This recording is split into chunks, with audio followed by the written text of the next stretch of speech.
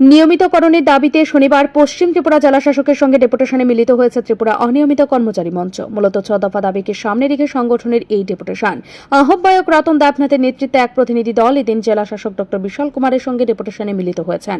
সেই সঙ্গে 6 দফা দাবি সনদ জেলাশাসকের হাতে তুলে দিয়েছেন।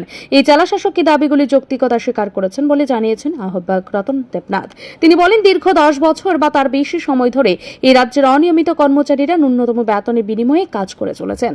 তাদের কবে নাগাদ নিয়মিত করা হবে এই বিষয়ে রাজ্য সরকার কোনো আধিকারিক কিছু বলতে চাইছেন না। রাজ্য সরকার 2018 সালে 31 জুলাই 5 বছর চাকরি করার পর নিয়মিত করা হলে রোল স্থগিত রেখেছে। ফলে অনিয়মিত কর্মচারীরা নিয়মিত হতে পারছেন না। অনেকেই 15 থেকে 20 বছর ধরে চাকরি করছেন। তাদের একটা অংশ আজ প্রয়াত হয়েছেন। যারা অনিয়মিতভাবে চাকরি করে প্রয়াত হয়েছেন তাদের পরিবারগুলিতে আর্থিক বিপর্যয় নেমে এসেছে। যারা প্রয়াত হয়েছেন তাদেরকে এককালীন 10 লক্ষ টাকা এবং পরিবারে একটি সরকারি চাকরি প্রদানের দাবি জানিয়েছেন। সেই সঙ্গে আগামী 4 জুলাই রাজ্যের মুখ্য সচিবের কাছে এই 6 দফা দাবিকে সামনে রেখে ডেপুটেশনে মিলিত হবেন সংগঠনের প্রতিনিধিরা। তবে ইতিমধ্যে সমস্ত জেলা শাসকের কাছে ডেপুটেশন দেওয়া হয়েছে। আমরা আগামী জুলাই মাসের 4 তারিখ রাজ্যের মাননীয় মুখ্য সচিবের নিকট আমাদের ত্রিপুরা অনিয়মিত কর্মচারী মঞ্চের পক্ষ থেকে আমাদের ডেপুটেশন প্রদান হবে।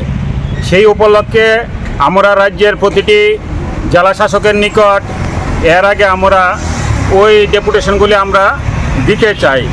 আজকে আমরা ওয়েস্ট ত্রিপুরা জেলা শাসকের নিকট আমরা ডেপুটেশন দিব কি আমাদের অনিয়মিত কর্মচারীদের নিয়মিতকরণ করতে হবে। অনিয়মিত কর্মচারীদের 2018 সনের জুলাই মাসের 31 তারিখ আমাদের নিয়মিতকরণের যে রুল ছিল সেইটা হোল্ড করেছিল।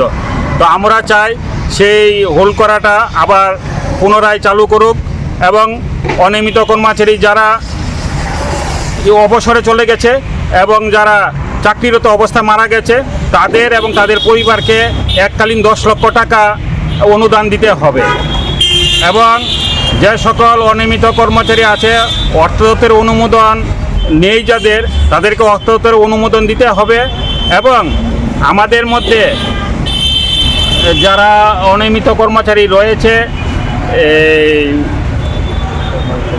সমকাজে সমবেতন পাওয়ার জন্য আমরা রাজ্য সরকারের নিকট আমরা দাবি করছি।